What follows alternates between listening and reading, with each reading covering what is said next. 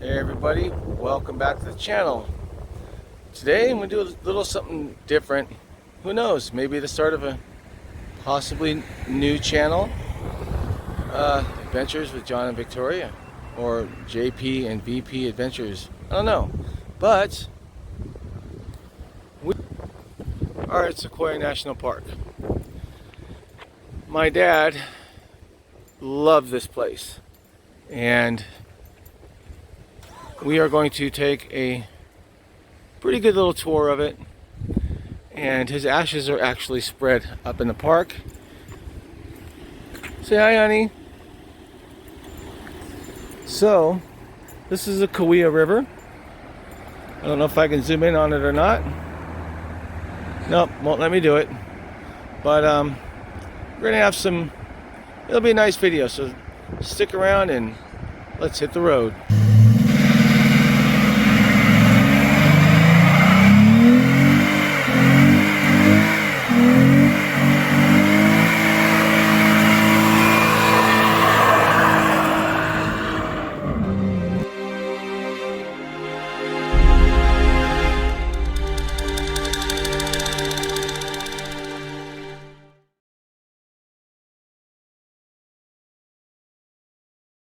Hey everybody, so now we're inside the park and I want to show you Morro Rock. I'm trying to see the camera buttons here. The biggest granite dome in Sequoia National Park. It is really odd to see that.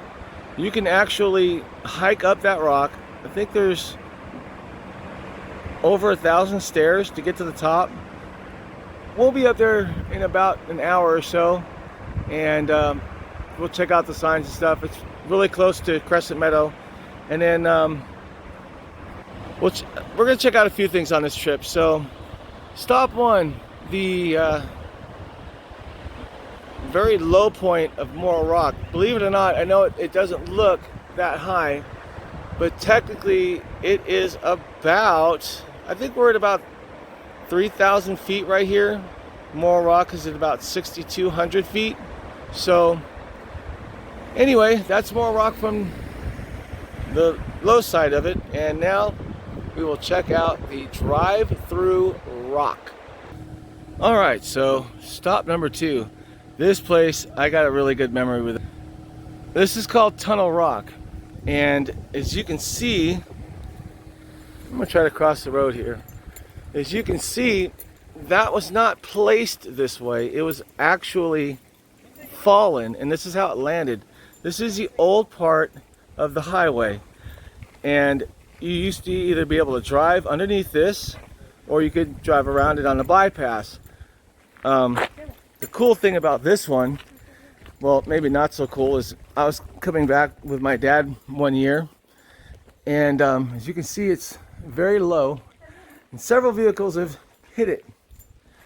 And I can honestly say that when I was 14 years old, I was in one of those vehicles that hit the top of that thing.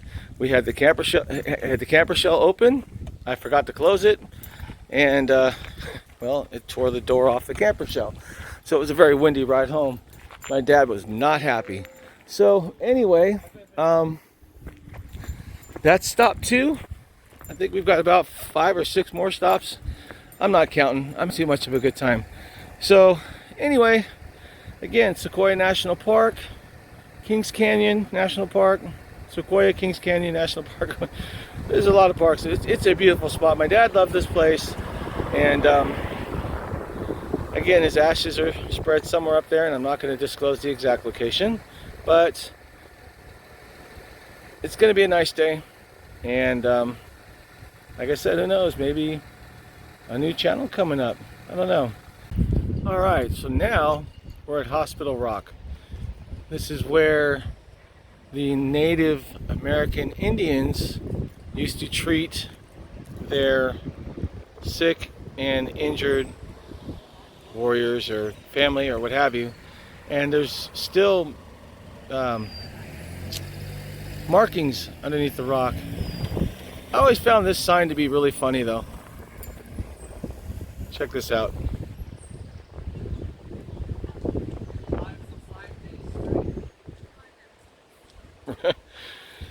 So, I don't know why you would have to post a sign like that. I would think that if you knew you're in an area with bears, you stay away from them. But a little tidbit about bears, especially for the young ladies that come up and want to enjoy a day at camping or whatever. Here's a sign of Hospital Rock. I'll get some more information for you. I want to check it out first. Even if you're here on a day use, one of the best things you can do is not wear perfume. Flowery, fragrancy, things like that. Bears smell that, they like it. So, as much as you want to, hi honey, as much as you want to wear your smell good, don't do it in bear country. So here's Hospital Rock. It says, well, here, I'll read it. It says, welcome to Hospital Rock, a sacred site for local California Indian tribes whose ancestors lived and died here. Please be considerate of this sensitive area by staying on the trail, not touching the pictographs, and behaving respectfully. Archaeological and historic sites like this are unique and irreplaceable. Please cooperate with the laws that protect them. Thank you.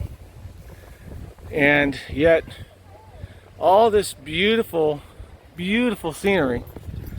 I was going to try to get a picture of Morro. I'll get you a picture of Morro Rock in a second. We're going to walk down that trail where that family just came up. There's a really cool waterfall.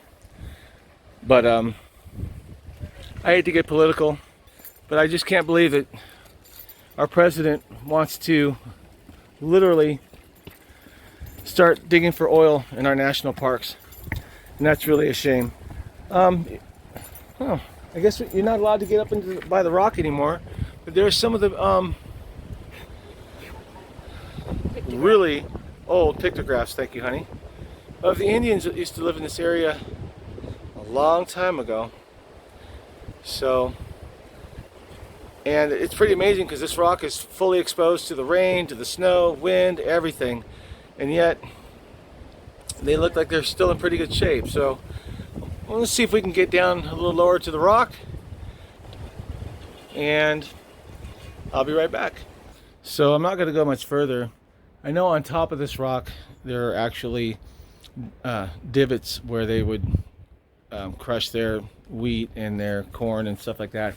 But this area that I'm going to flip the camera to, sorry about that, wrong button, is where they would actually keep people sleeping, healing, or what have you. Very well sheltered.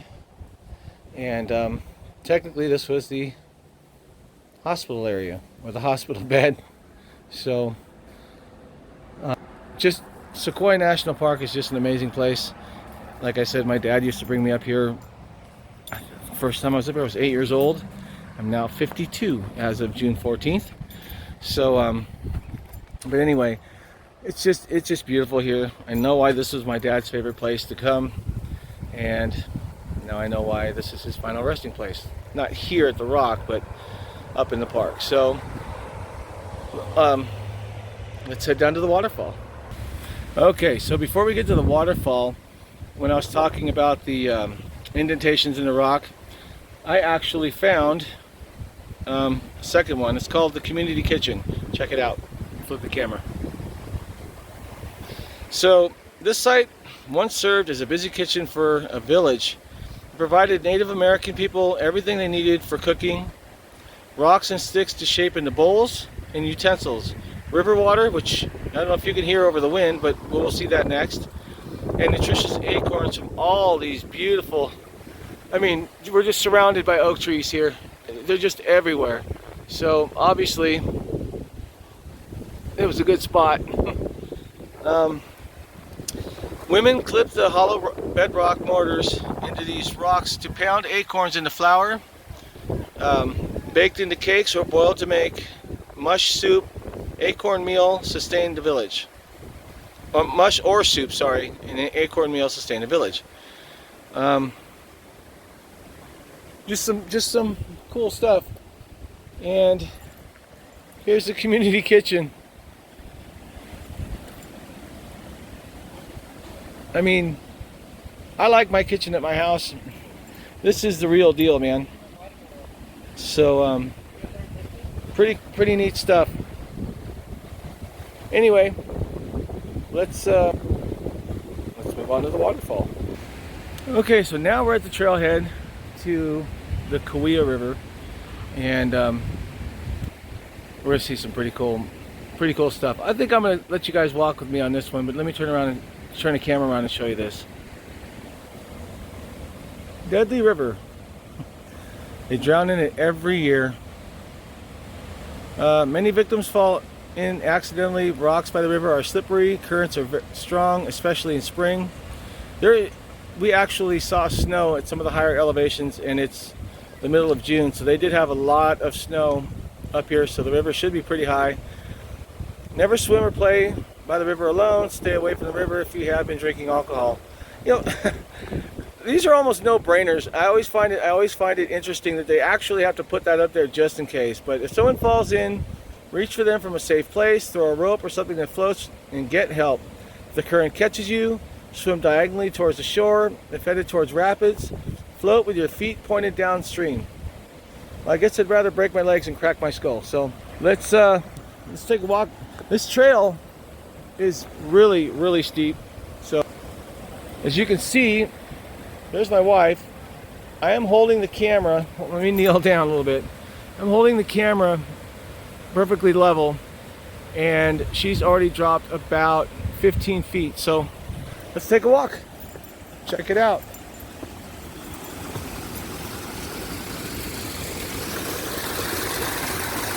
And this is a natural spring. I know this obviously is man-made, so it doesn't come across the trail, but it's either coming from an underground spring or it's coming from about 50 miles up the mountain, and this is what's left when it gets down to this level. And then it comes out right here.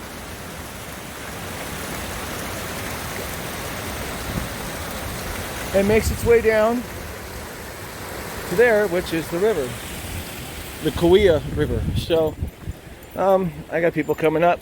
We're all gonna pause it here, and we'll get to the next clip in a second. All right, so we made it down the trail, and we're gonna take a look at the Kaweah River. This is really awesome. There's so much water in here. It's not even, I mean, it's really neat, but it's also just crystal clear. So now,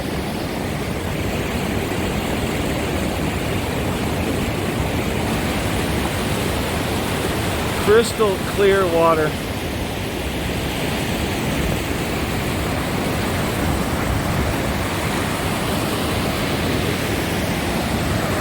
I always thought this was really neat, that the water made its way under this huge rock,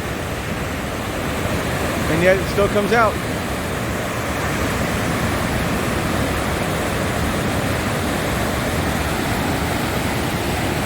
And as pretty as this looks, yes, you do not want to go swimming in here. That current is moving really good. Even right here where it doesn't look like it's doing much, it'll pull you out. And it's probably moving at about 15 miles an hour or so. So just enjoy this for a minute.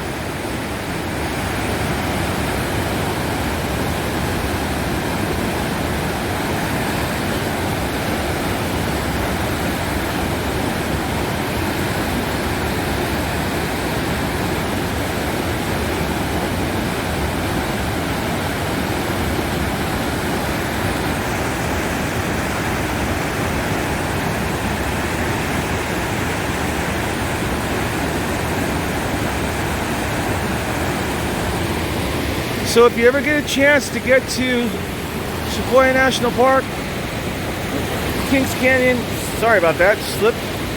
I wanted to get this shot though, because way out there, that's the top of Morro Rock. So we've still got about 3,000 feet to go, 3,500 feet-ish. We'll be up there later, but again, This is the waterfalls across, or I'm sorry, on the same side of the road as Hospital Rock. So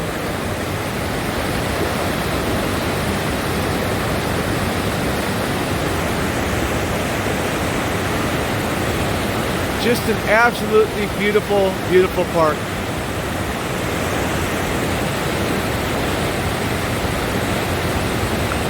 All right, so time to head back up and to our next spot. See you in the next clip. All right, so now we are entering Giant Forest Lodge. Well, we're entering Giant Forest. So I'm just gonna kind of hold the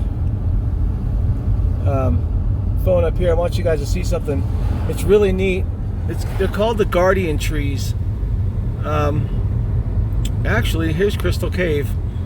Closed for the year. It's closed due to COVID-19, unfortunately. All year. But it will not be opening. My wife said it was closed all year. People do not know how to drive on these roads, by the way. They love to cut the corners. But down that road, about 5 miles, is a really awesome cave. The path or the trail down to the cave is pretty awesome. However, the walk back up, not so much. There's a giant sequoia right there. And they will get bigger as we get higher. But so the walk down to the cave is really steep, and it's a pain in the ass to come back up. I mean, it really takes a lot out of you. And yet, even when I was in my 20s, and my dad was in his 40s, he could just climb that hill. He wouldn't stop. And as kids, we were stopping to take a breath. I mean, so, you know, I got a lot of good memories up here. And this is why, here we go. These are the guardian trees right here. They apparently guard the park. You guys can get a quick little view of them. And as you can see, they bypass the road around the redwoods. They will not cut these down. And if they fall, they will normally leave them where they fell. So here's these 4 trees are the guardian trees. They're the basically it's the unofficial official entrance to the park. Oh, smell that. So it's just beautiful here. I mean, it smells fresh. You can see the ferns, and it's just amazing up here. And now I know why. There you go. That's kind of a neat shot from inside the car here. So there you go. This is the guardian trees, and we are now, as far as I'm concerned, officially in Sequoia National Park. So until the next clip. All right, so I had to make a quick turnaround here. I wanted to let you guys see just how intense the color of these trees were. This is the backside of the guardian trees, and this would be as we're leaving the park.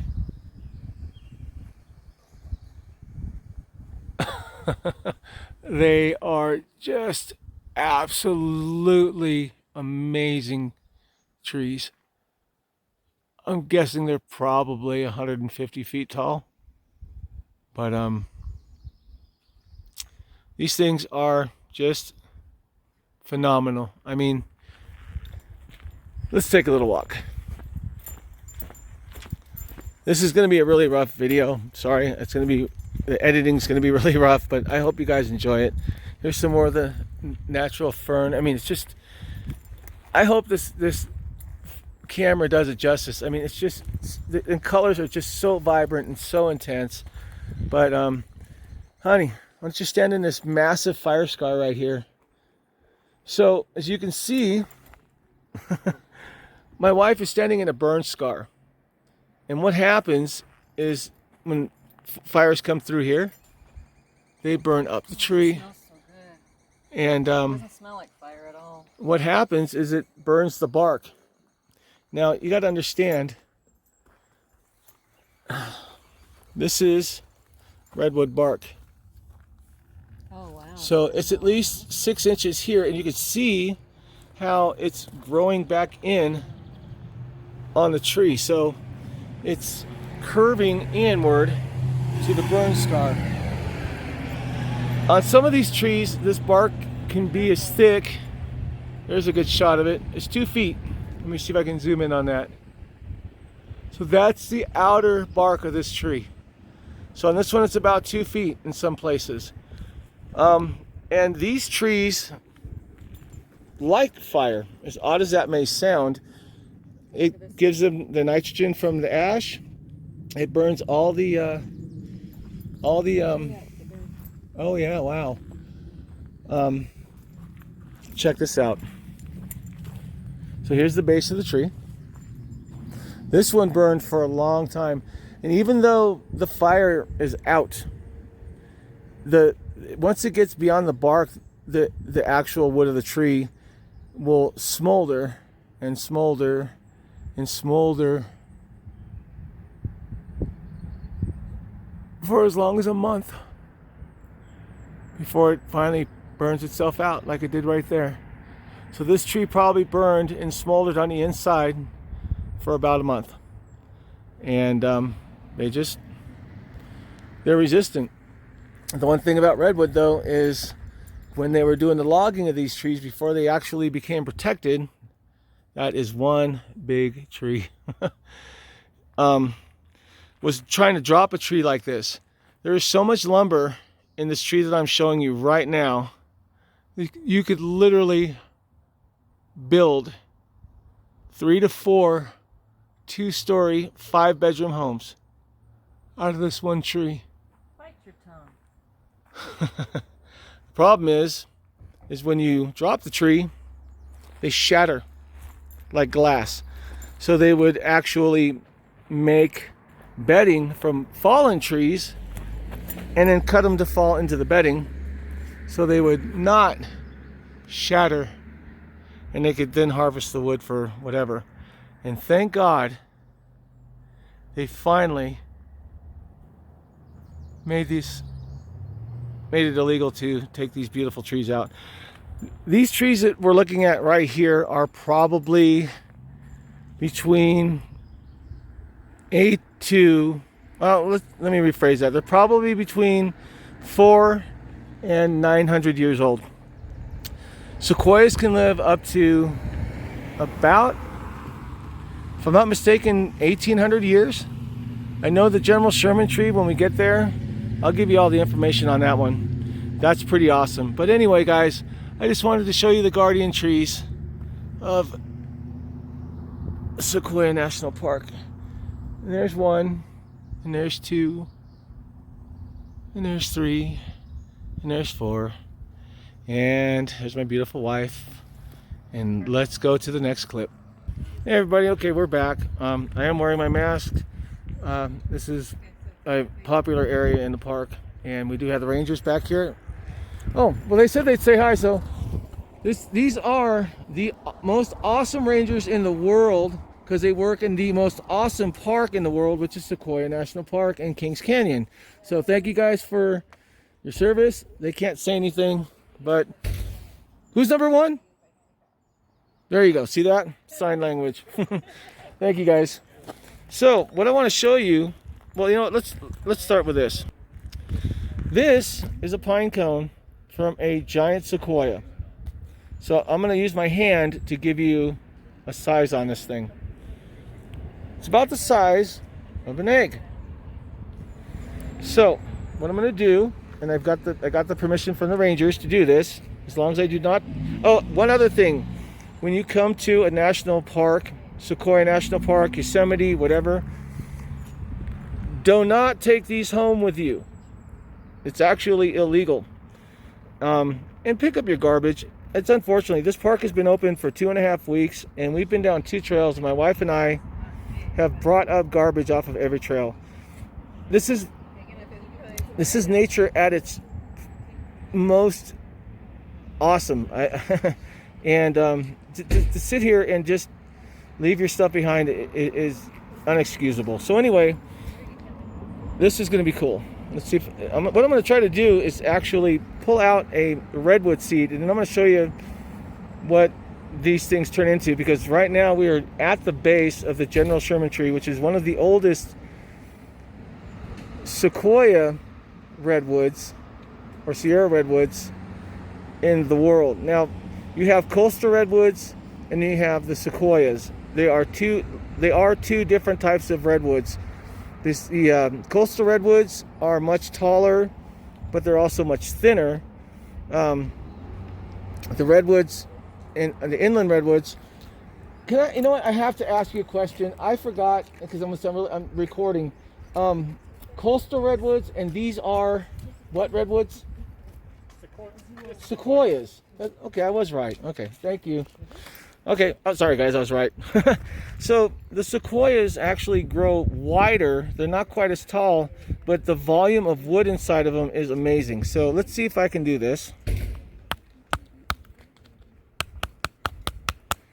And I can't seem to get a seed out of this one. The one thing also about these areas is fire. Lightning fires are very common up here in the Sierra Nevada, and I can't get a seed out, so we're gonna have to find another one. But anyway, fires are natural out here, and they are very essential, and they will actually do controlled burns to keep the ground cover at a minimum, obviously. But anyway, I'm going to show you. We're gonna start back here, because this is the best way to look. This is one of the oldest sequoias in the world. This is the General Sherman tree.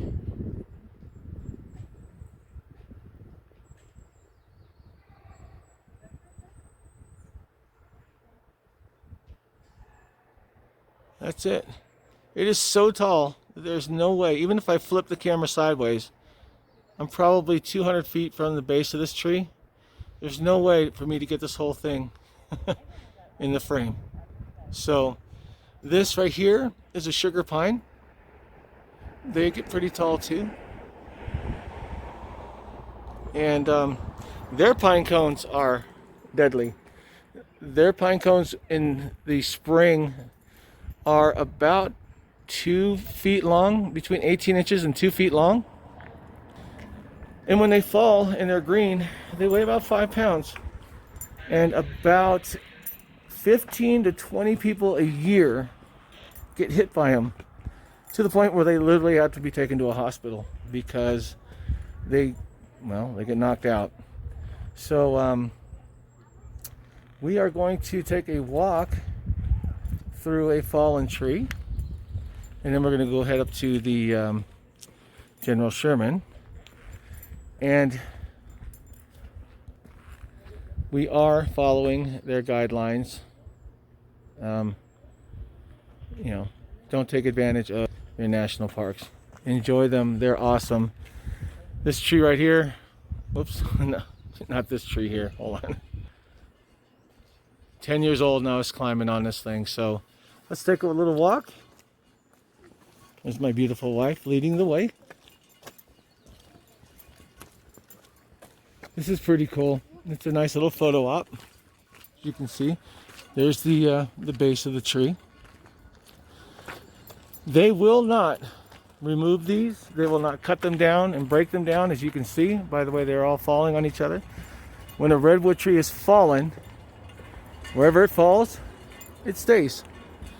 This is the inside of the tree. So to give you a little perspective, my wife and I are standing directly under, or directly on the outside of this tree. So it's probably 10 feet across. So unfortunately people have carved their names and stuff in it. We're just going to go by real quick so we don't give anybody any props for being an idiot. But so here is where the base of the tree was. And this is how big these trees actually are. When this fell, you can see it's shattered. But it goes all the way to there. So this tree at one point was probably about 160 feet tall. It's obviously been down for at least 52 years because it was down when I started coming here when I was a kid. So, 1937. okay, so my wife found some information on it. Is this tunnel log? Yep. No. This one, 1917, the drive on. So we're going to check out this one, which is the auto log. This is the tunnel log. So you see all the drive through it? These are both the auto log and the tunnel log are on the way to Crescent Meadow. Oh. And then Tharp's log, which is also in Crescent Meadow, was used, carved out, and lived in. So here's a little more information on these beautiful, I finally got the name correct, Giant Sequoias. So what brings them down? What brought this huge tree down to the earth? Ironically, a tree's own size can contribute to its downfall. If the tree starts to become unbalanced, its weight quickly becomes more than its shallow roots can support. Now I'm going to stop that right here. And these are things that I learned not only from the park rangers, but from my dad also. We are in the Sierra Nevada. The majority of the ground here is granite. I'll show you as we walk closer to the General Sherman tree. The root systems on these trees are enormous, but they're not deep. They go between 6 and 8 feet below the ground, and that's it. They will spread out for up to a mile, if not further. They will, in some cases, if they can find a way, the root systems will get into the granite and crack it, and attach themselves inside the granite, which is literally about 6 feet under the dirt. It could be 8, but it's not very deep. But the root systems expand horizontally for up to a mile. So, moving on, sequoias may lose their balance for one or more reasons. Road building, underground pipes, or soil fungus can damage the roots that hold the trees upright. If soil moisture increases, and they can have up to 20 feet of snow up here at this elevation, and we're at about 6,500 feet right here, if I'm not mistaken. Heavy snows or high winds can cause them to lean. Large fires scar them at the base of the trunk, and may leave trees less to stand on. So sometimes sequoias fall for no apparent reason. First, some unknown factor can cause a tree to lean. Then gravity and the great mass of the trunk eventually bring the tree down. When and why this sequoia fell are not known. So they really do not know when and why this tree fell. But down here, it's been named the buttress tree. And I think they were able to determine that it fell in 1959. So, it's amazing. Again, nature at its best. I mean, it just doesn't get any better than this. So, let's take a walk to the General Sherman tree. Sorry, I keep forgetting where the camera is on this phone. But it's really nice. It's quiet. People are social distancing. They're doing what they're supposed to be doing. And I can see why my dad liked this place so much.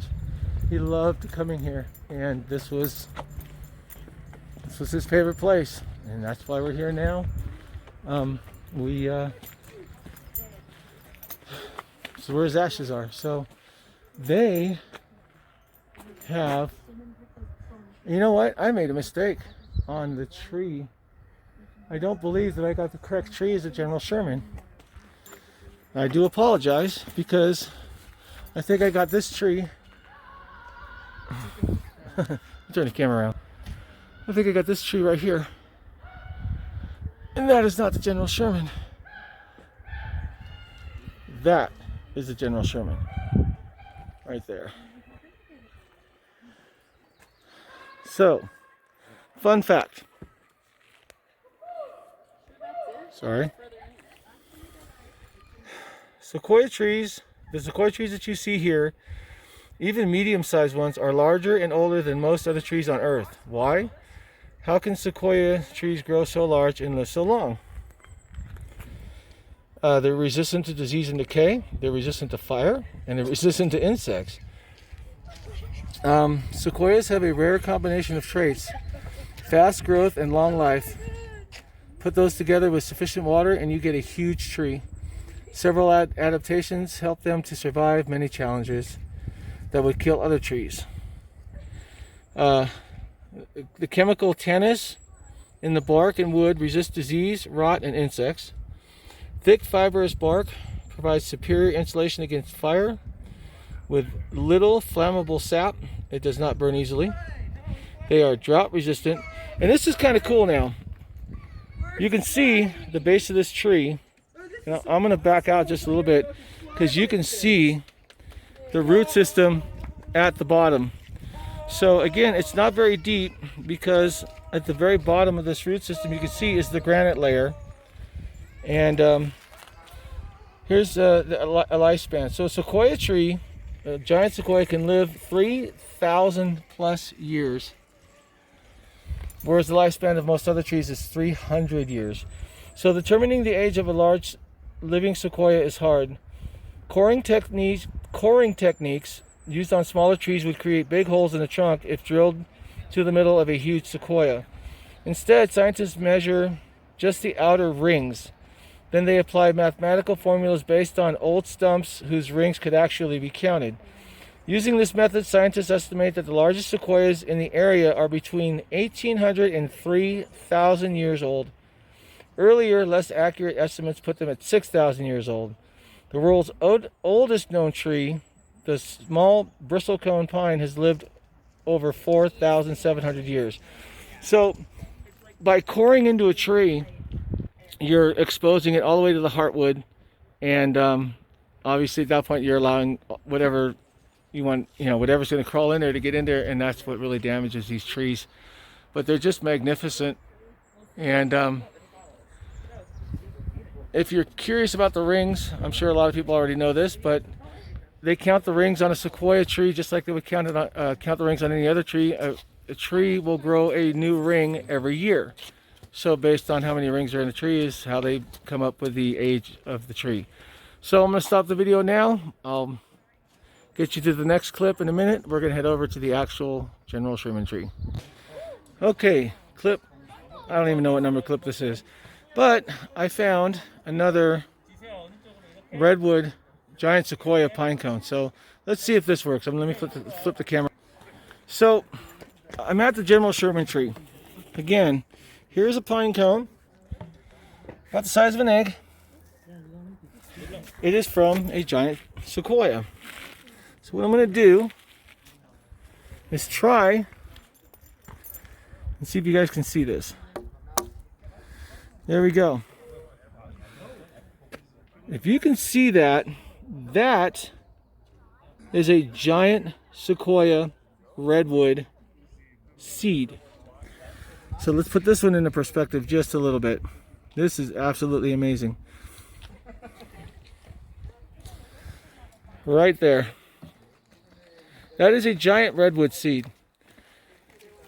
I can't even tell you how small that is. But what I find absolutely amazing is that seed that you're looking at right there in the palm of my hand turns into this.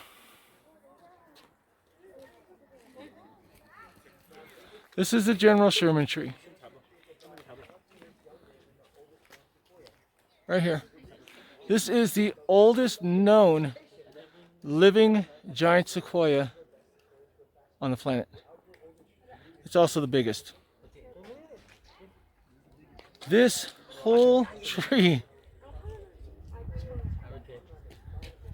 could build, I believe, a 10-story apartment with all the lumber that is in this tree.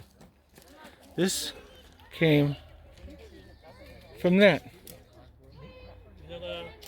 Nature at its best. So we're going to Put that right back where it belongs. And remember, the parks have been open for 2 weeks now. And that's what people are doing. So anyway, another little fun fact with these redwood trees. The tops of most of these larger and older redwood trees are dead. One reason might be obvious, the other one not so obvious. So a little fun fact.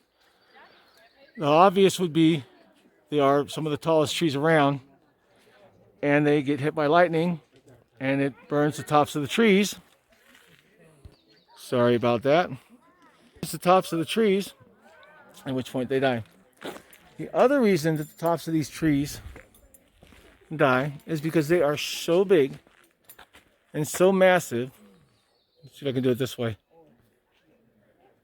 That the water can't get to the top. Gravity holds the water down. So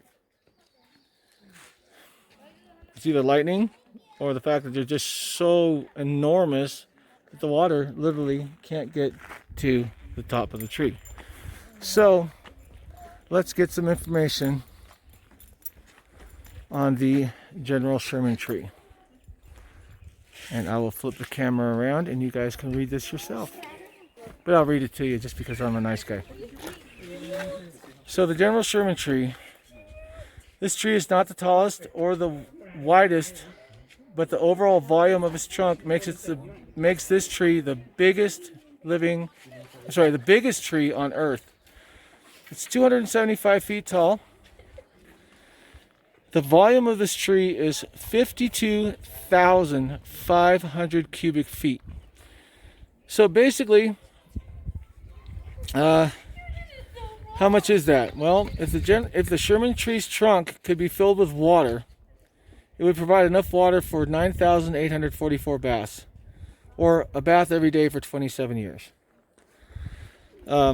Looking up at the General Sherman tree for a 6-foot tall human is about the equivalent of a mouse looking up at the 6-foot tall human. So interesting. The circumference of this tree all the way around is 103 feet around. So if you walk around this tree 3 times, that's 300 feet. So that is the equivalency of a football field. So walk around the base of this tree 3 times and you've literally walked the length of a football field. The guesstimated weight of this tree is 1,385 tons. So there you go. And the diameter of the tree is almost 37 feet. It's 36 feet 5 inches. So there you go. The General Sherman tree. Now, right here, if you can zoom in, this is the biggest branch on this tree. It is literally the size of a medium-sized pine tree. I can't find a sign for it, but the branch in and of itself has got a diameter. It's I think it's 80 feet up. It has a diameter of, if I'm not mistaken, 22 feet, and extends up an additional 80 to 100 feet from where it comes out of the tree, which is about midway up. So this thing is massive. And I don't know where my wife disappeared to, but there's one more thing I want to show you, because this happened between the time that I started coming here when I was 8. I think this happened about 10 or 12 years ago. It may have been a little longer. It's been a long time since I've been up here. But again, when a giant sequoia falls, they don't move it. They don't cut it. It's a protected tree, and they build around it. So this happened relatively recently, and unfortunately, people have pulled the bark off. But this is a branch that fell from the tree.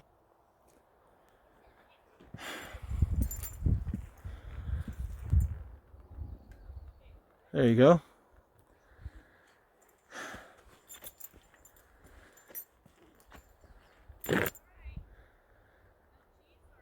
The fence used to go all the way around it to protect it from this. That's what it should look like. It's only been down for, I think, 10 years. But as you can see, people have pulled the bark off and carved their initials in it. All that wonderful stuff. This is a branch. And if you're seeing what I'm seeing, this branch looks pissed off. I can actually see a face in here. So what I want to show you next is where this branch fell from. Right there. That's where it broke off. It is probably 120 feet up. I lost it now. Sorry, guys. Let me see if I can find it again. Right there. So that's where this thing fell to earth and landed here and was not happy. So anyway, I know this is going to be a really chopped video. I'm sorry. I don't have a whole lot of editing software. Again, there's another burn scar on this tree, and it's healing over. And this tree is estimated to be between 1,800 and 2,300 years old. You can see around the base that it's lifted.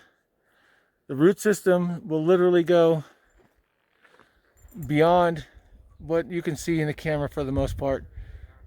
Again, the root systems of these trees can expand for over a mile, and that's why you stay on the paths, because anytime you get into the dirt, you are truly impacting the root system of these trees because they are so shallow.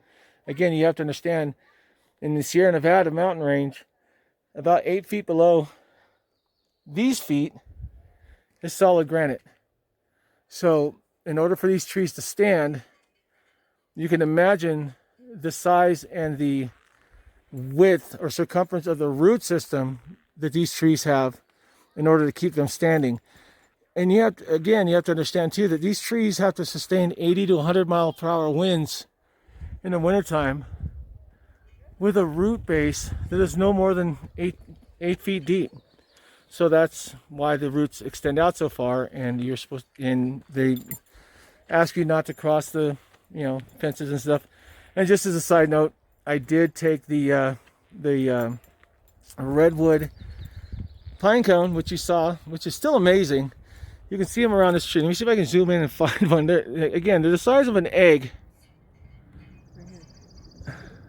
My wife found one. One little one and a bigger one. And here's one. Let me see if I can get it into the camera. Another one right there. Right there.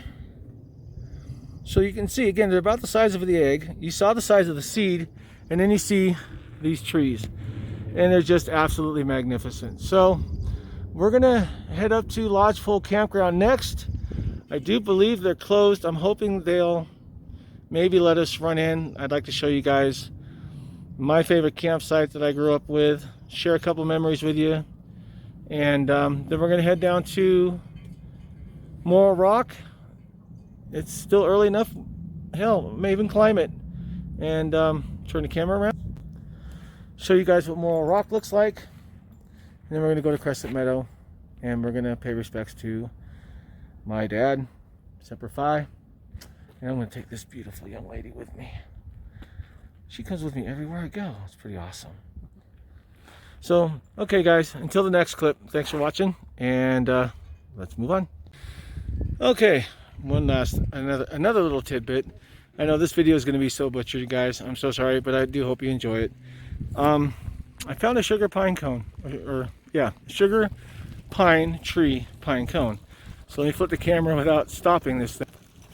So again, this is a giant sequoia pine cone, and again, about the size of an egg. This is a sugar pine tree, pine cone.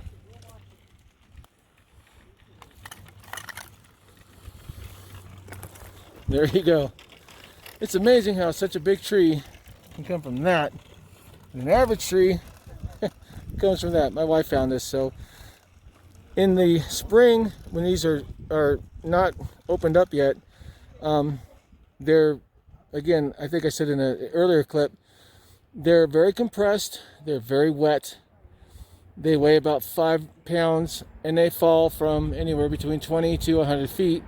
And about 15 to 20 people a year in this park are injured, knocked out, and even had broken bones when these things are not opened up and dried out, falling from the trees and hit you. Imagine dropping 5 pounds from a 2 or 3 story building and having it land on somebody. It would hurt. So anyway, another little fun fact: we're leaving the General Sherman tree, heading over to another spot, and I will talk to you then. But that is a sugar pine cone and a giant sequoia redwood. So I'll be back. All right, we're back. We didn't make it to Lodgepole Campground. Unfortunately, it's closed, and they're cutting a lot of trees. There's a lot of very large pine trees that are dead and standing, so they're marked with blue lines on right at the base. And I think that's what they were doing on General's Highway, was actually cutting some trees down, so they had cars stopped in both directions. A delay, 1 hour delay in each direction, and we only had to go about 5 miles, so that's 2 hours to go 10 miles. So plus the campgrounds are closed, but that'll be in another video. Anyway, we are here at what's called the Auto Log. When I was growing up, it was really awesome because we're gonna drive up there. You could actually park. It's another fallen redwood, and again, they don't cut these things up. They leave them where they're at, but they had actually cut it out so you could back your vehicle up onto this log and park on it and take a picture of your car parked on a fallen redwood tree. And I vividly remember my 1980 Dodge D50 pickup being on this log. But what I want to show you right now kind of goes back to the General Sherman tree, when I was trying to explain how large the root systems were, as far as how expansive they were. Again, we're at the Auto Log. We're going to drive up there, but I want to show you what the base of these trees look like. Well, if you could actually see them. This one's down. Let me flip. That's the root system.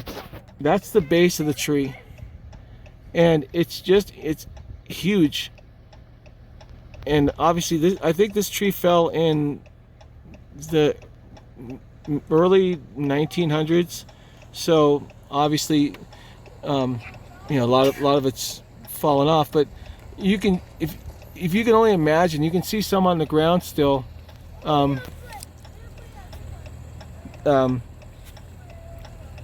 Just how expansive these roots are. So let's take a drive up to the Auto Log and let's see what's going on. So there again is the root system, and it's literally, here honey, take the camera for a second. It's wider than the car is, and well, you get the point. It's enormous. So anyway, we're gonna move up.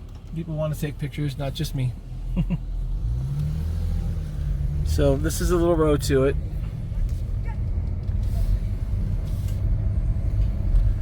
And what you would do is park where you can see where the kids are. So but I'm gonna get out and take a quick little walk. Sorry guys. And stretch our legs again. But we'll show you this tree too. And again, this was another tree that was over 150 feet. But what you would do is you would literally pull in right here. and you would back your car down this way. And as you can see, as these things age and get soft on the inside, this has completely come apart. And I'm looking at a really bad reflection on my lens here. Nope, just my screen. So it's been, you know, it's come apart. But what you would do is you would literally back your car down to right here, and even cut a little notch out for your bumper, just in case. And yeah, occasionally if you had a truck, you would be stuck. And you would take a picture from down here, and you would literally be parked on the redwood tree. It was just a thing to do. You can see they cut the sides out, so you wouldn't accidentally roll over. Or, I'm sorry, let me rephrase that, not roll over, but drive over the side. Most people, at least my dad, would always have one of us tell him that he was going the right direction. But if this got wet, you played hell trying to get off of it, because it was almost like driving on ice. It's so smooth. But here's the rest of the tree. So, you know what? Let's take a walk. So this is the auto log. I'm not going to bother these kids. I'm not wearing my mask right now. So I'm probably 30 feet away from them. This is where the cars would be parked. That's the root system. So we're going to start at about 30 feet. We're going to turn around, and then we're just going to walk. So 40 feet, 50 feet, 60, 70, 80, roughly, 90. So 100 feet-ish.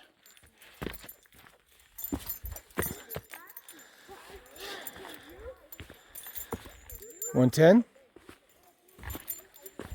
$120, $130, $140, $150. Okay, so if my stride is 2.5 feet, it's 160 feet. These trees are just amazing, unbelievable. So now, let's read about it. There's some really beautiful, I'm not sure what these are, but just, you gotta see them through, I guess, my special glasses. They're this beautiful purple color. Let's see if that helps. There you go.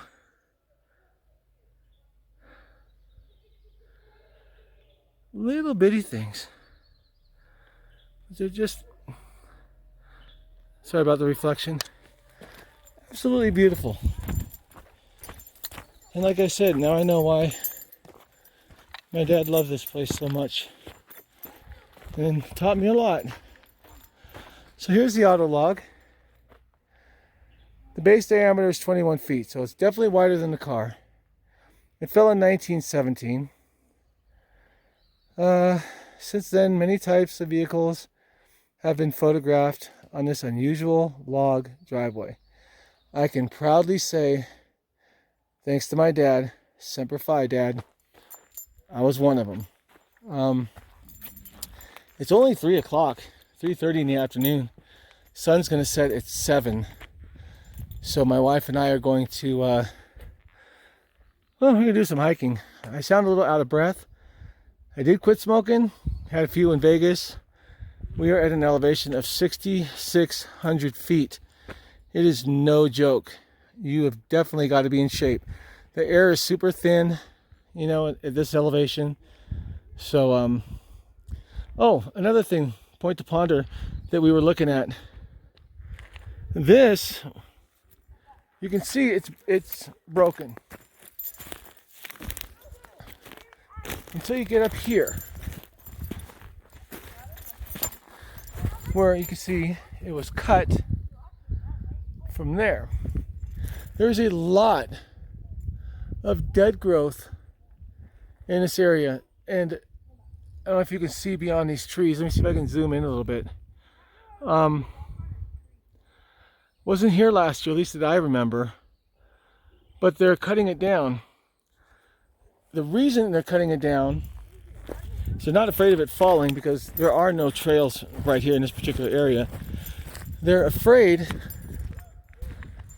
of fire. If lightning hits one of those trees at that height and they're dead, it's not like, you know, a ground fire or a brush fire where you kids are having a good time, where you you know, where the fire just burns along the ground. When you get, say, you know, these dead trees, they burn quick. They're very, very dry. They will skip from the tops of other trees. That's where your fire danger comes in. That's where things get completely out of control, because you've got all this dead, I wouldn't say overgrowth, but you've got dead trees that are tinder dry, and they just bounce from top to top, and you've got a fire that is out of control. But sorry about that again. Here's another pretty nice redwood tree, same parking lot, and again, just massive and majestic. I would say that tree's probably 800 to 1,000 years old. It's actually not very big at the base. So anyway, again, this is the auto log. We didn't make the campground because they're cutting down a lot of dead growth for, you know, obviously for fires and so on and so forth. But again, there's the auto log, and it would be kind of cool to put the charger up there and get a picture of that. I'm sure my sponsors would love it, but I've got the memories from my dad, and that's all that matters. So catch you in the next clip. All right, well, we are now at Morro Rock. We're in the parking lot. This looks like it's zoomed in for some reason, but here's a little story about we're actually gonna hike up that trail, and that's where we'll be. It's really interesting how they originally built a trail with wooden staircases in 1917. In 1933, steps were added. In 1975, the first recorded lightning fatality occurred on this rock. In 2005, scientists measured the amount of artificial light reaching the top of the rock. Views upward and to the east. Interesting. There's so much history in this park, but that's the view from basically a little closer than where we were at. We are right here at 6,465 feet, and we will be going up to approximately 6,700 feet. So it's about a 300-foot climb to the top. And this is how Morro Rock was created. So it says Morro Rock began as part of a batholith pool of magma deep below the Earth's surface. The weight of the rock above kept the magma under extreme pressure. The magma cooled slowly, crystallizing into granite. Mountain building forces pushed the granite higher while surrounding rock began to erode. Uncovering the dome, more overlying rock eroded away, exposing the granite dome. Relieved from this massive weight and pressure, the granite expanded at the top, breaking in 2 layers. Exfoliation. Over time, the uppermost layers of the rock detached and tumbled down the hillside.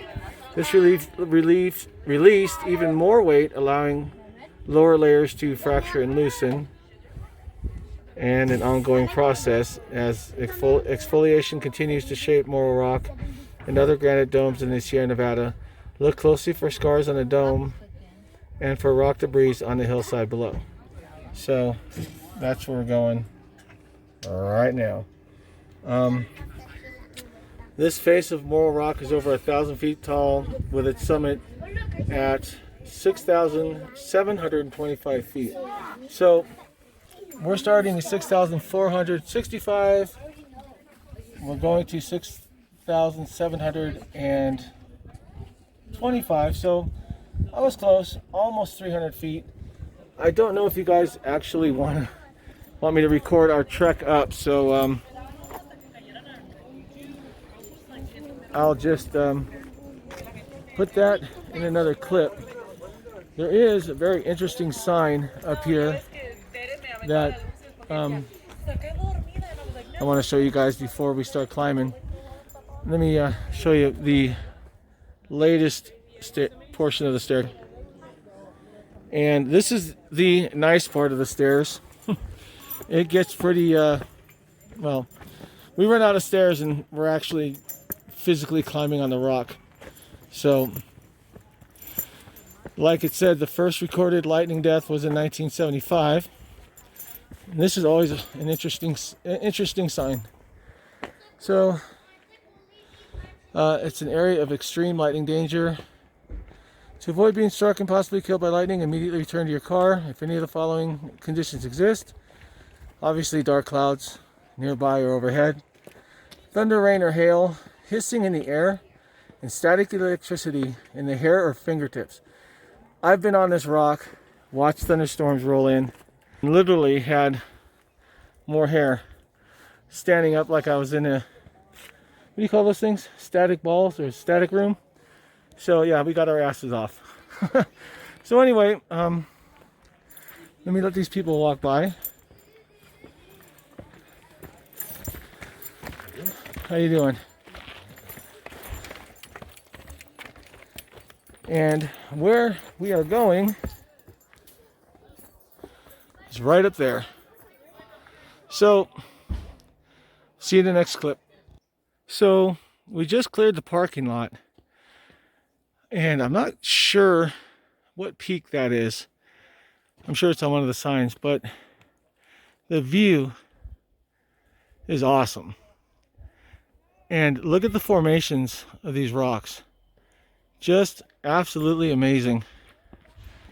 So we're going to continue our trek up. And more to come. Okay, so we're about a quarter of the way up, and I wanted to show you guys this because this is pretty awesome. This is the park horizons, and as you can see, we got Triple Divide Creek, Lion Rock, Mount Stewart, Mount Whitney, which is not visible, Lawson Peak, Kaweah Queen, Black Kaweah, Lippincott Mountain, Mount Eisen, and Black Rock Pass. So, I'm going to try to do this for you.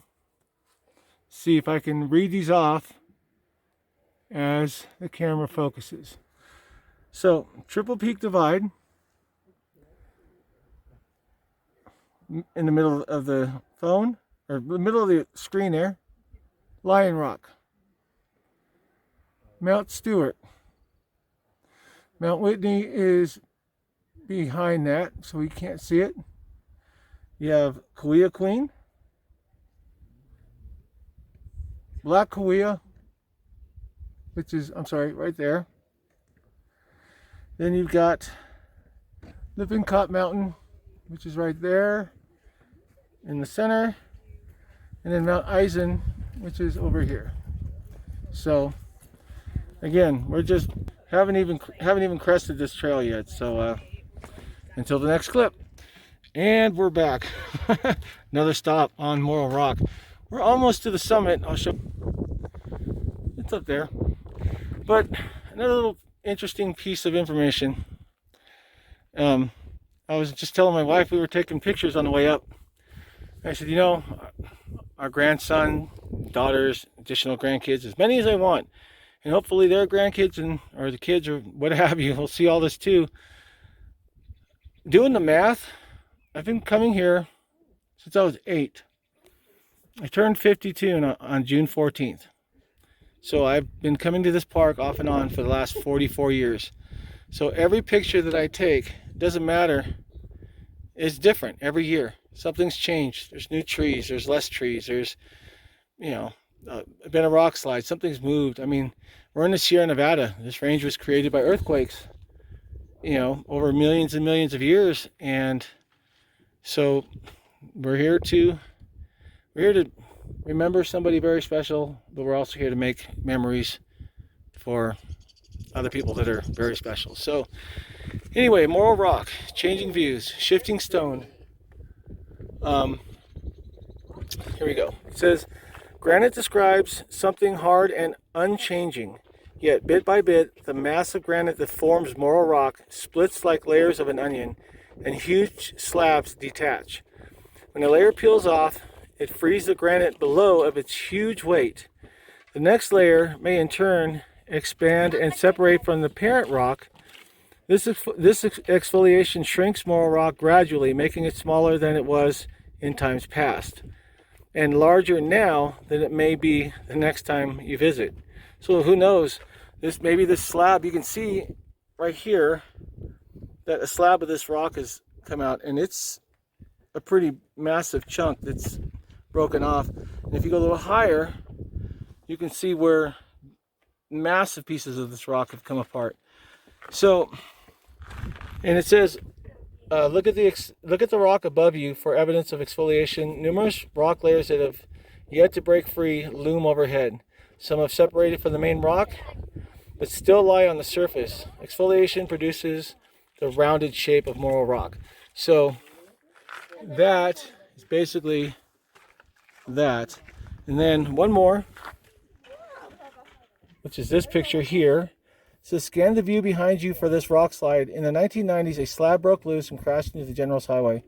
It blocked the road until staff members blasted it into smaller pieces and removed it. Throughout the parks, rocks of various sizes are always on the move, changing our views in ways we may or may not notice. So that was the rock slide. That's the top. The piece of, so basically a sheet of this granite, which is probably a quarter mile away, went all the way down this area.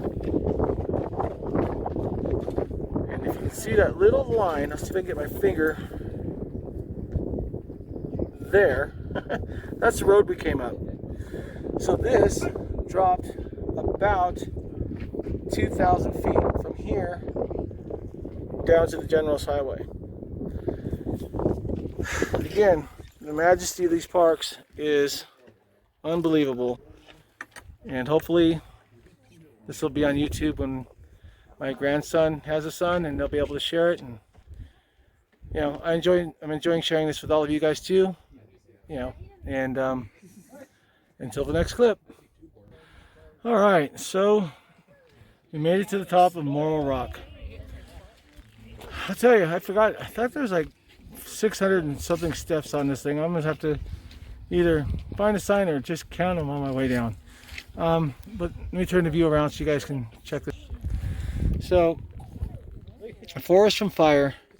The canopy of leaves cloaking the giant forest covers the work of a dramatic change agent, fire. Fire has shaped every sequoia you see. Young trees grow tall fast to rise above the low flames that typically burn here. Then they put on a thick bark which protects them from most fire. Black scars on sequoia trunks reveal the tree's ability to survive. I think I did so in one of these clips in this lengthy video. We were down at the guardian trees, and I think I may have explained a little something about how thick the bark was and so on and so forth. So anyway, if today's view includes smoke from a park fire, this is a good day for the sequoia grove. Flames clear forest litter and fertilize the soil, prompt cones to release seeds, and open the forest to sun. This creates the ideal seed bed for sequoias. Other trees and wildlife benefit from fires as well. So they do a lot of controlled burns here. I know wildfires are devastating. Controlled burns are very well organized. Yes, they do get out of control, but rather than put out every fire, the parks plan carefully to use it as a tool. The goal is to take advantage of fire's benefit while minimizing risk to people, property, and the health of the forest. So when they're doing a controlled burn out here, they're clearing the undergrowth to allow the sequoias to grow, and it takes a lot of try to give you a view behind me here. It takes a lot to get one of these giant sequoias to grow. You absolutely need fire. You saw the size of the seeds, so which is amazing. But I'm gonna turn the camera around. I'm gonna give you a view from 6,725 feet on Morro Rock in the Sierra Nevada.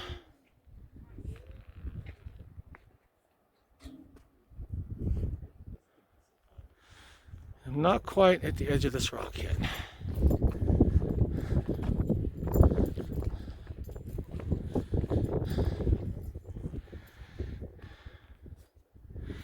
Now,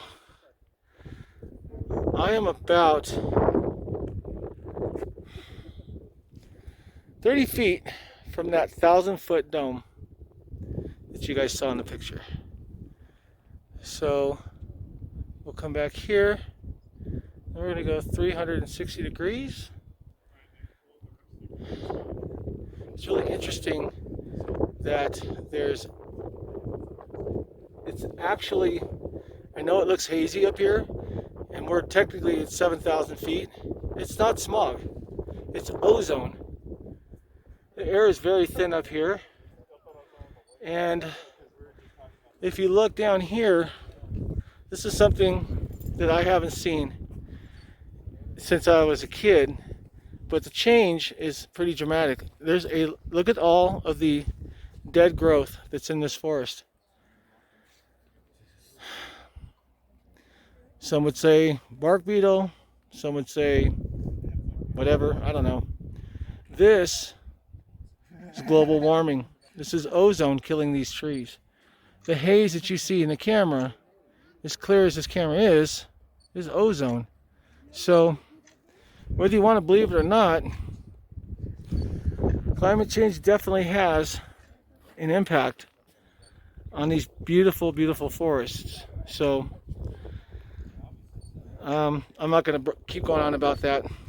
But again, this is from Morro Rock, 6,725 feet in the Sierra Nevada. And I will see you in the next clip. And just one more little snippet before we get to Crescent Meadow. Here's another fallen redwood tree. This is pretty amazing. I want to give you guys a close-up. Check this out. This is the root structure. It is way, way up there. It looks really cool. And I think I'm actually zoomed in. I don't know if I can minimize this. There we go. So, but I mean, it's amazing just how much these trees do to search. I mean, if you look at the roots and how twisted and curved they are, it's wow.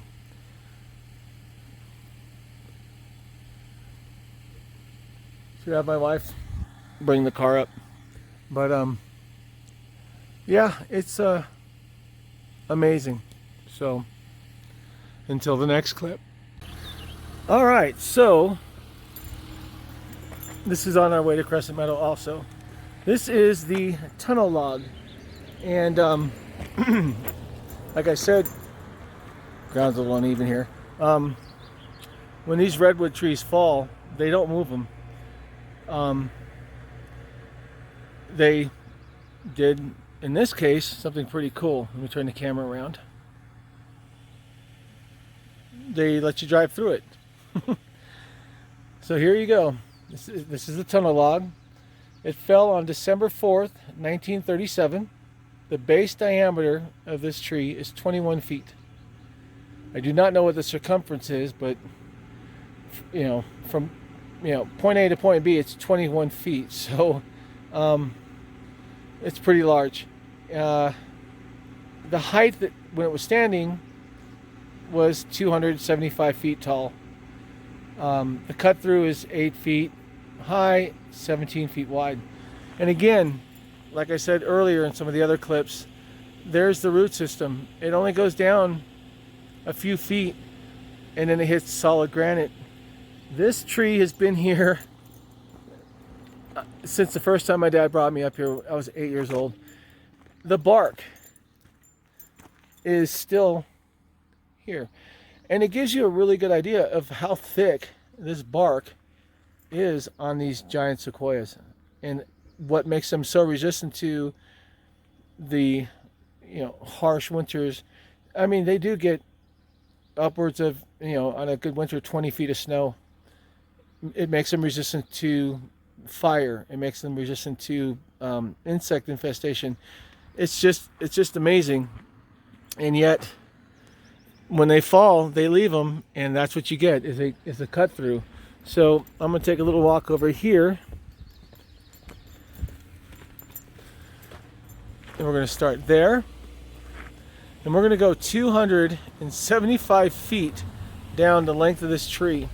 I can't even see the top of it. It just keeps going and going and going. And even 100 feet into this tree, the diameter is probably still 6.5 feet. If I were to stand next to this, maybe even 8, it would still tower over me.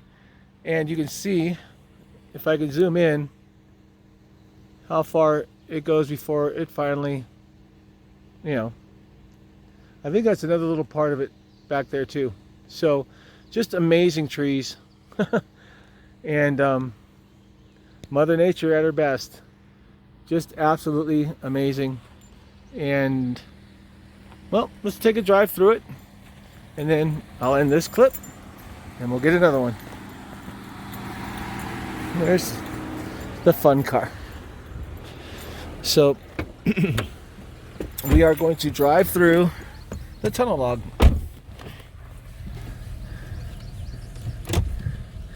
Turn off the radio so I don't get any copyright warnings on this. And this is totally cool. I'm gonna get out really quick, see if I can grab a picture. But so now we're underneath the tree.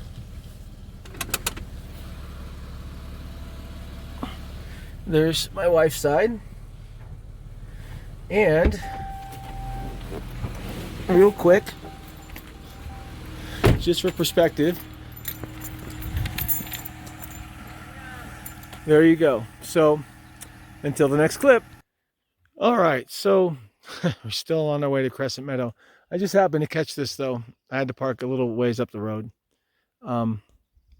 Again, this is a prime example of how resilient these giant redwoods are. As you can see, it's got a massive burn scar that goes way up this tree, but I want to show you just how resilient and amazing these trees really are.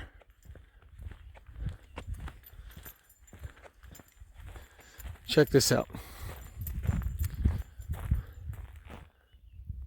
Same tree. It's burned all the way through, and yet I don't want you guys to think I'm changing video on you, so I'm gonna walk this way, and as you'll see, the hole closes up.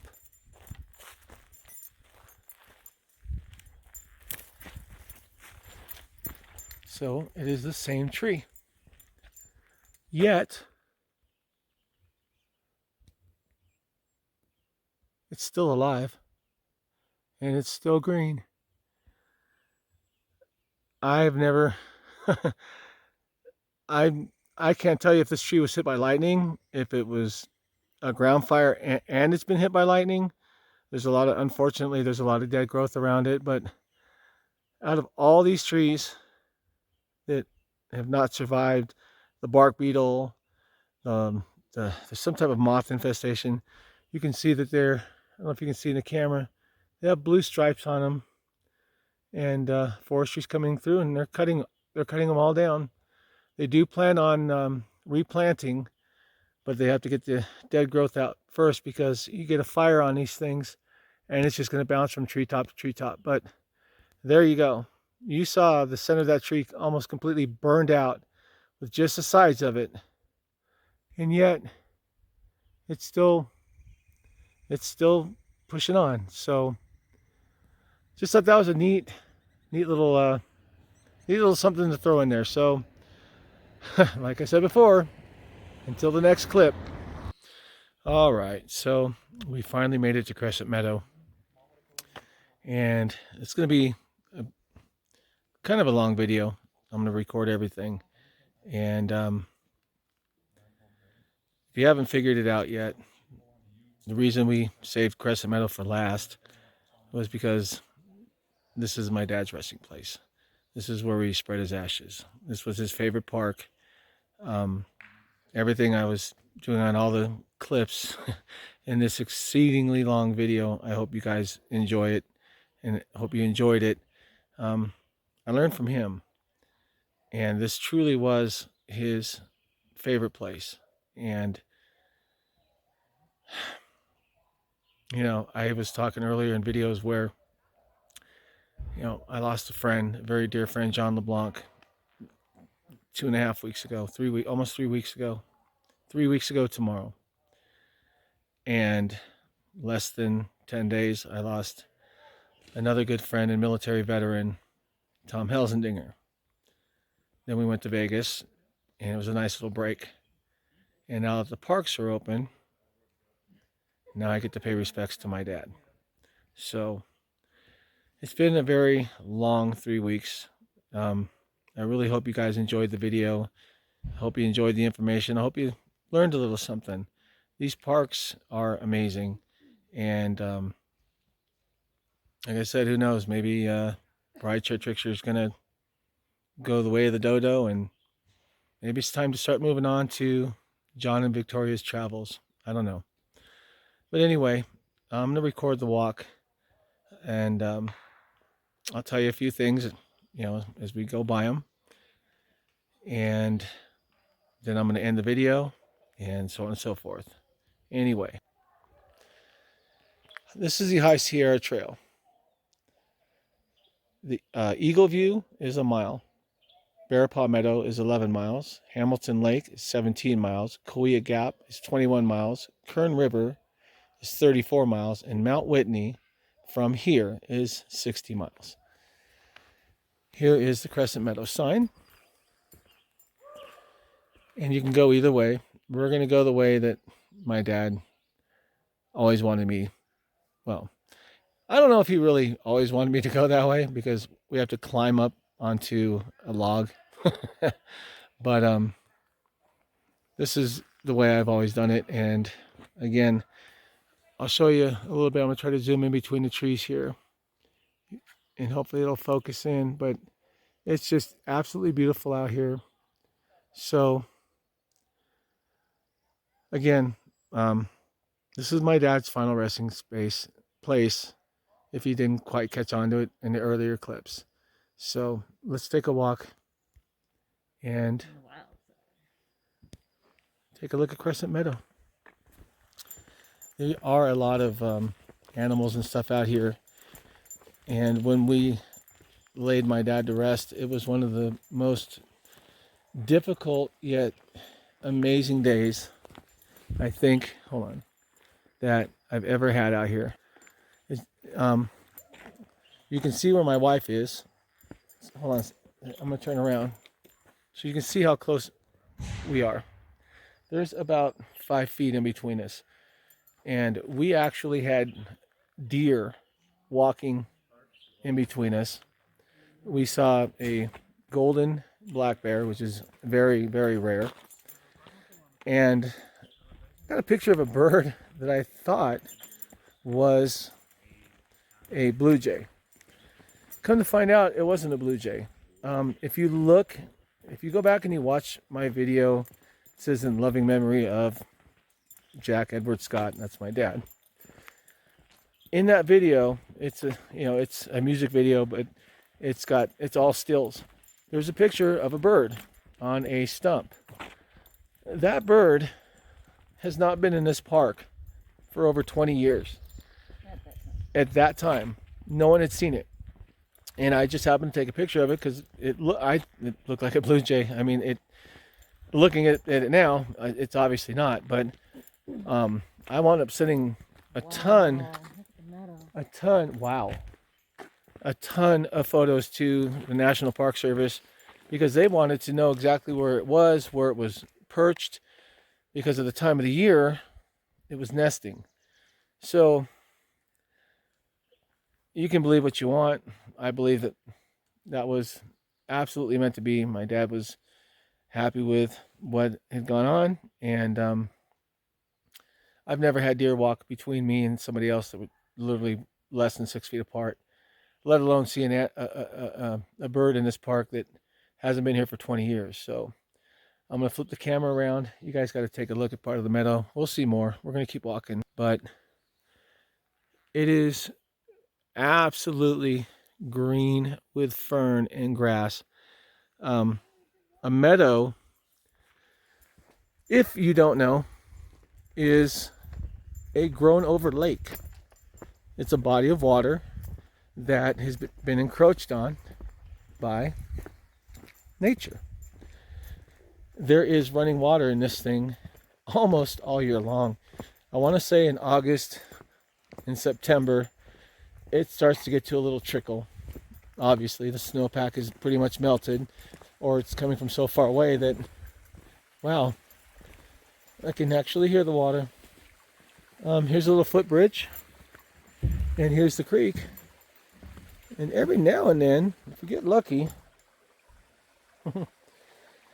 I've actually seen trout, natural brown trout or native brown trout in this creek. They're not planted here. So here's another part of it. And this is the most beautiful spot in this park. So let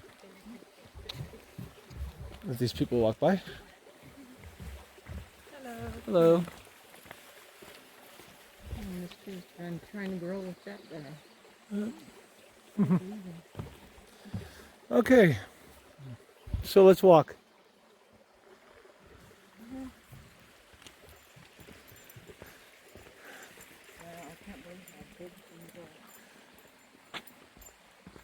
When I was here, it's been 4 years since I've been here, and not real happy about that. But you know, life is a fickle friend, and we had, there were financial issues, COVID-19, just so many things, the park being closed, that we couldn't make it. So the park's open, and I'm back. And again, it's just, the beauty of this place is just unbelievable. I'll give you another shot of the meadow. Hold on.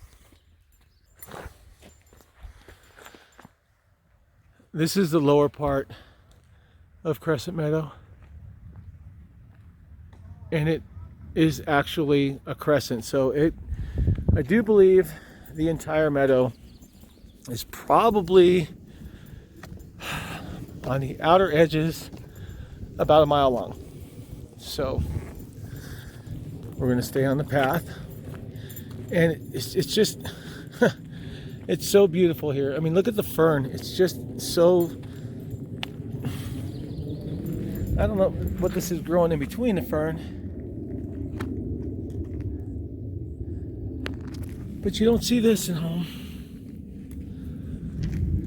and it's everywhere. We've got these little blue and white flowers, which I think is really neat because they're literally half blue and half white. So we've got pine trees, we've got noble pines, we've got Douglas firs. What was the other one I said? Not the noble, the other. No, the other. Sugar pine? Well, we do have sugar pines. It's like a noble. We use it for the Christmas tree. I can't think of it. Anyway, Douglas fir, yes. Okay, I guess I did say it. But Flowers. Those are pretty. yeah. Now I'm just gonna quit talking for a minute and just listen. Oh, crap. That's a big crap. Big what? Oh.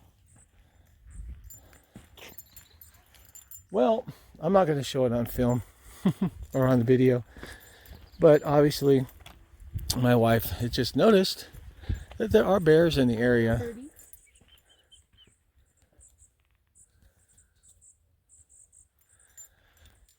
They left a sign.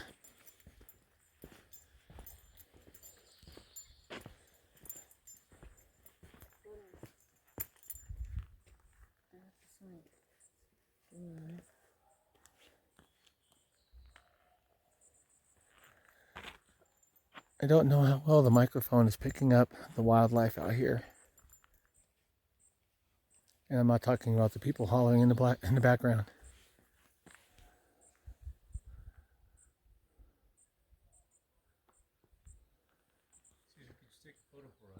Sure. I need to pause the video for a second, guys. Hold on just a minute. All right, so there were a couple of people who wanted their picture taken. This is Crescent Meadow. And as you can see at the top end of the meadow, it does turn to the left and continues on for another 300 to 600 yards. But this is my dad's resting place. And there's even a tree that we were trying to do a fundraiser on when he first passed away to name after him. And it's literally the biggest tree that overlooks this meadow, and it literally watches over my dad's resting site. We're going to take a walk. I'm not going to obviously disclose that. But this is why we came up today. Lots of good memories. I get to share this with my beautiful wife. And kiss. Oh, do the mask. I don't care. It's okay. She's been wonderful. My junior high school sweetheart. If you haven't, I'm sure somewhere in the 100+ videos I've done, I've probably mentioned that. But it's just so beautiful and so peaceful out here. I wanted to stay later, but with COVID going on, that's not my earring, it's my mask. With COVID going on, the restaurants in Three Rivers are probably going to close early, so we want to pay our respects and try to have a meal, because if not, we're not eating until tomorrow, and we haven't eaten today either, because all the restaurants in the park are closed. All the campgrounds are closed, all the visitor centers are closed. I really wanted to get my son something when I came up here, but he'll see the video. So Jake, I love you, and I'm very proud of you. Thank you for giving me my first grandson, Benjamin. He's awesome. And Yesenia, take care of my boy, and he will take care of you. So we're going to switch back to the meadow.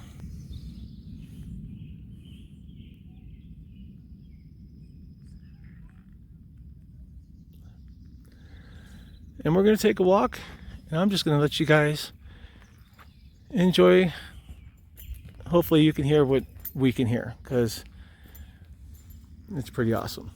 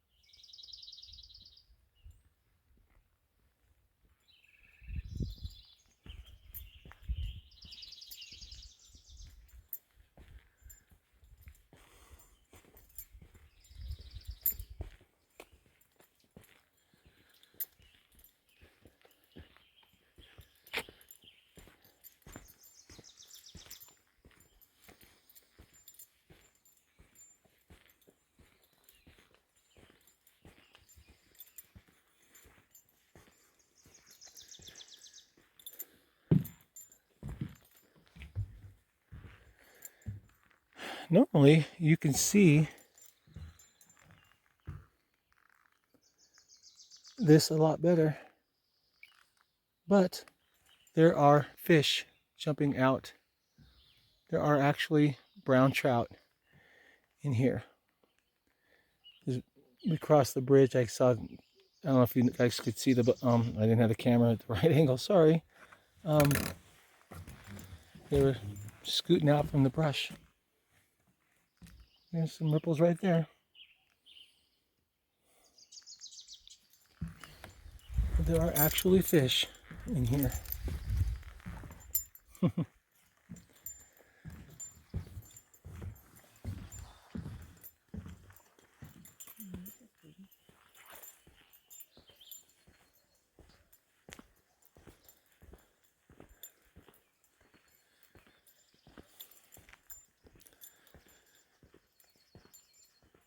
And I just wanted to say thank you to everybody for checking out this video. And again, I hope I was able to share a little something with you that my dad was able to share with me. I know I've got videos out there that have been controversial to some, and you know, just kind of frowned upon, whatever. But this is who I am, and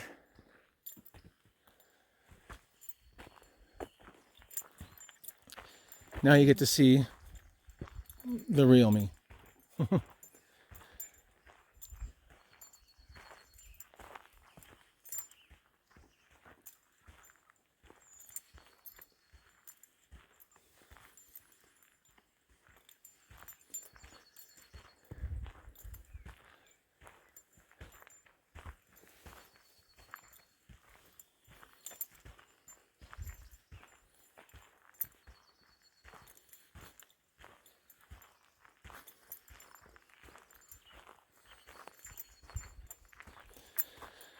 Just absolutely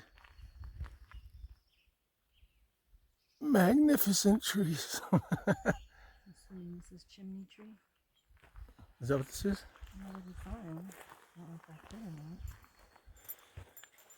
Well, if this is a chimney tree. Yeah, probably. Almost looks like a nest in there. On the ground. Yep. Something's been nesting in here. I'm not going to go in there and find out. Don't want to bother. But again, look at the size. You want to step in there, honey? This will give you a little perspective of just... Spiderweb. Sorry, hon. What these trees... Well, you saw the one. But look at this.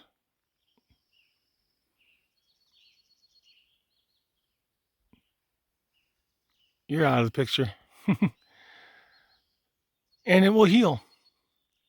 For a tree that can live up to 3,000 years, this will be gone sometime.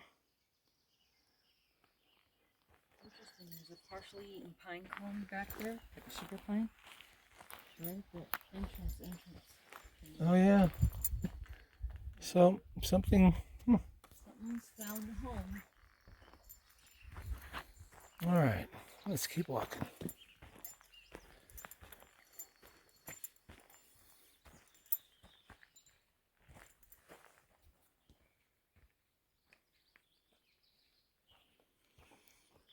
Baby nobles.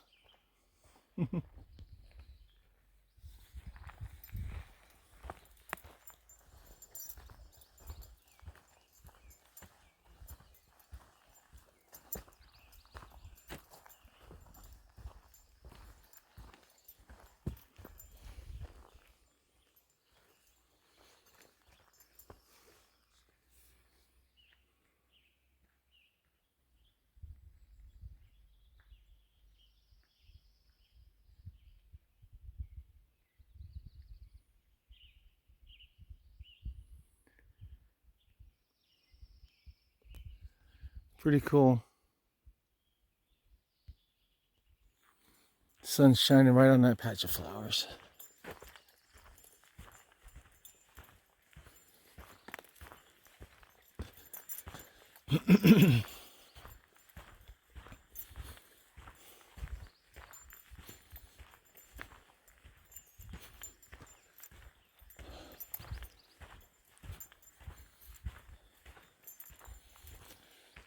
Okay, well,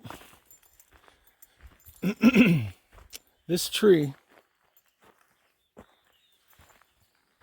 try to see if I can get the whole thing,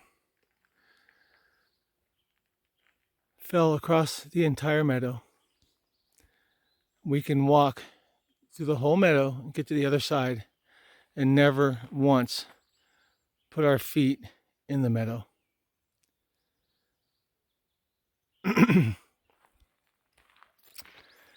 This tree is also very close to where my dad's ashes were spread. And as you can see, again, the massive and intricate root structure of this thing. I've got the whole thing on screen. I'm gonna have my wife walk straight to the middle, just so you guys can really get the true perspective of how enormous these trees really are.